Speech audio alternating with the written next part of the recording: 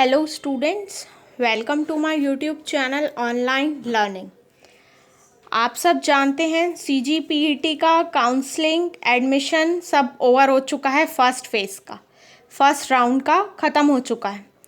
Second counselling का process क्या है आज हम और डिस्कस करेंगे और बहुत ही डीपली में जाके समझने की कोशिश करेंगे। आज मैं चीज़ों को ग्राफिकल फॉर्म में आप लोगों को समझाऊंगी और मेरे अकॉर्डिंग आप सबके सारे डाउट्स क्लियर हो जाएंगे। तो चलिए बिना डिले मैं वीडियो को शुरू करती हूँ। सेकंड काउंसलिंग का प्रोसेस कब होगा?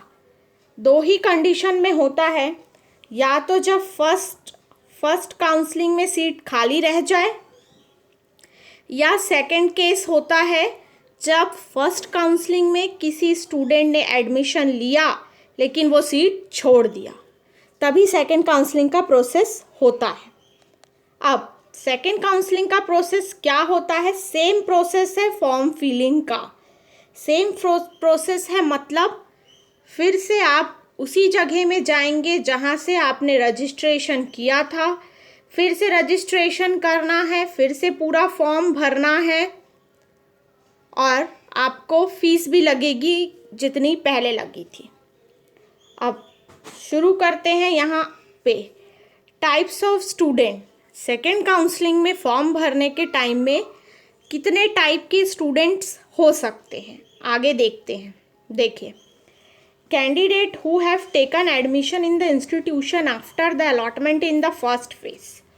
इसका मतलब क्या है कि जो स्टूडेंट्स को या जिन कैंडिडेट्स को ने फर्स्ट काउंसलिंग में फॉर्म भरा, उनको सीट अलॉट हुआ और वो जिस कॉलेज में अलॉट हुआ एडमिशन ले चुके हैं, तब दो कंडीशन बनती है। पहली कंडीशन देख लेते हैं अपन। पहली कंडीशन ये है कि अगर आप सेटिस्फाई हैं, आपको जो सीट मिली है और आपने एडमिशन भी ले लिया है उस सीट के लिए उस कॉलेज में, तो आपको सेकेंड काउंसलिंग में बैठने की ज़रूरत नहीं है और आपका यहीं पे प्रोसेस क्लोज हो चुका है। अब जिस दिन से कॉलेज शुरू होगा, अब आप कॉलेज जाएंगे। दूसरा केस देखते हैं। इफ़ नॉट सेटिस्फाई, आपको जो सीट मिला है, आपको जो कॉलेज मिला है, आप जो है सेटिस्फाई नहीं है, तब इस केस में क्या होगा? और आपने कॉलेज में एडमिशन नहीं लिया जो सीट आपको अलॉट हुई थी और आप चाहते हैं फिर से सीट को चेंज करना, तो आपको सेकेंड काउंसलिंग का फॉर्म भरना पड़ेगा जिसका प्रोसेस सेम है। बट इसमें मेन इम्पॉर्टेंट कंडीशन क्या होगी? Previously allotted seat will automatically be cancel and it is not necessary that he get that seat again.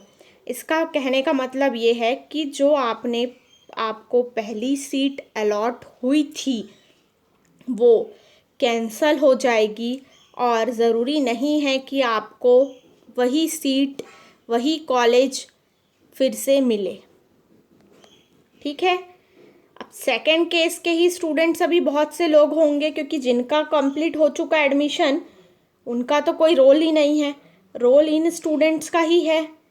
तो इसमें जो भी मैंने कुछ बताया वो समझ में आ गया होगा।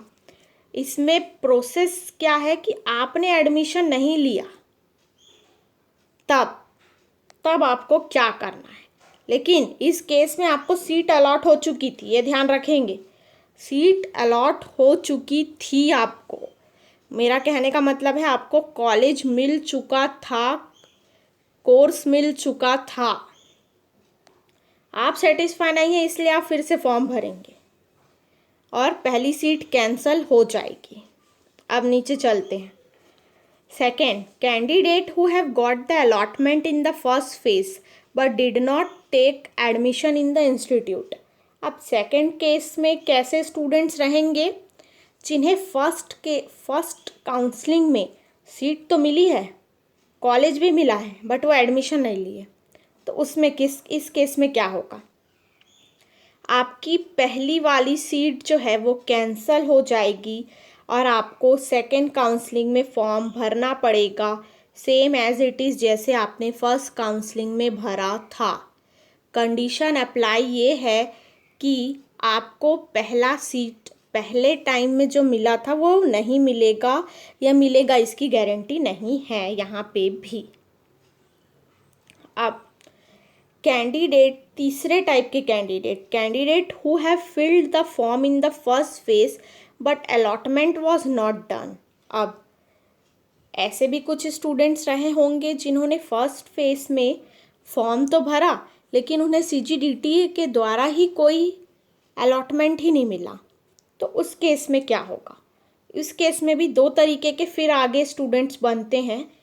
पहले, want to change college preference. अगर आप कॉलेज प्रेफरेंस को बदलना चाहते हैं तो आपको फिर से सेम काउंसलिंग, सेकेंड काउंसलिंग भरनी पड़ेगी, फॉर्म भरना पड़ेगा, सेम प्रोसेस। और अगर आप कॉलेज प्रेफरेंस नहीं भरना चाहते, चेंज नहीं करना चाहते, मतलब आपने जो फर्स्ट फेज में, फर्स्ट काउंसलिंग में जो फॉर्म भरा था, प्रेफरेंस भरा था, उसको चेंज नहीं करना चाहते हैं, तो आपको सेकेंड काउंसलिंग में फॉर्म फिर से डालने की ज़रूरत नहीं है। कंडीशन ये है कि automatically be involve in the second phase of counselling on merit. मतलब आप सेकेंड काउंसलिंग में ऑटोमेटिकली इन्वॉल्व हैं और आपका भी मेरिट में नाम आएगा।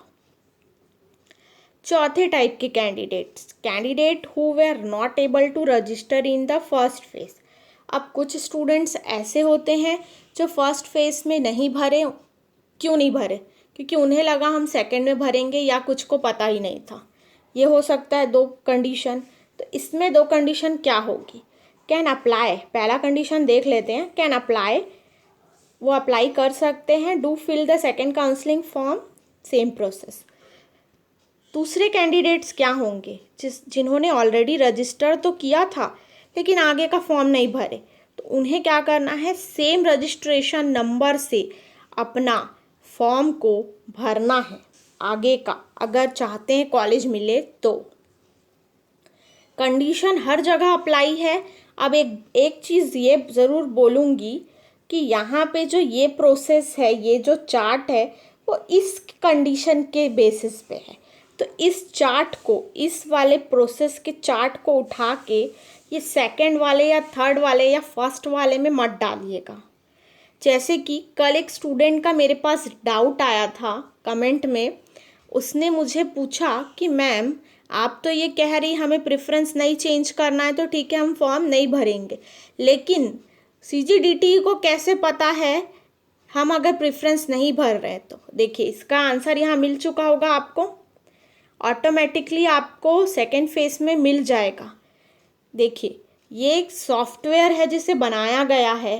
तो सॉफ्टवेयर में जब कोडिंग होती है, तो जिस समय कोडिंग की जाती है तो उसमें इफ और एल्स का यूज़ किया जाता है, जो आप कंप्यूटर साइंस वाले स्टूडेंट्स जाके इंजीनियरिंग में पढ़ेंगे। तब आपको पता चलेगा कि सारा प्रोसेस ऑटोमेटिकली होता है। उसमें कंडीशन ही ऐसी दी होती है कि आप उस सॉफ्टवेयर में अगर अपना फॉर्म डालते हैं तो वो आपका सब कुछ सेव कर लेता है। सब कुछ सेव कर लेता है, तो उसमें जो कंडीशंस इन्होंने अप्लाई की है, अगर उसमें आप फुलफ़िल होते हैं तब आप सेकेंड काउंसलिंग का फॉर्म भर सकते हैं। पहली चीज़। अब दूसरी चीज़, आप उन स्टूडेंट से पूछिए जिन्होंने कॉलेज में एडमिशन ले लिया है। कॉलेज में एडमिशन लेते समय वहाँ के जो कॉलेज के जो आप लोग अगर डॉक्यूमेंट वेरिफिकेशन कर रहे थे, वो टीचर्स ने आपका ये सीजीडीटी का application number oblique registration number मांगा और आपसे पासवर्ड भी मांगा है। क्यों मांगा, कभी चेक किया या वहाँ पर देखा आपने क्यों उन्होंने मांगा?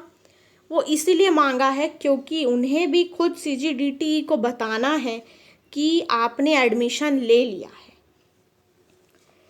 ये प्रोसेस। अब मेन बात ये आ रही है कि अगर हमने फर्स्ट काउंसलिंग के बाद जो हमें सीट मिली थी उसमें हमने एडमिशन ले लिया है, तो क्या हमें वो सेम सीट मिलेगी? गारंटी नहीं है सीजीडीटी की।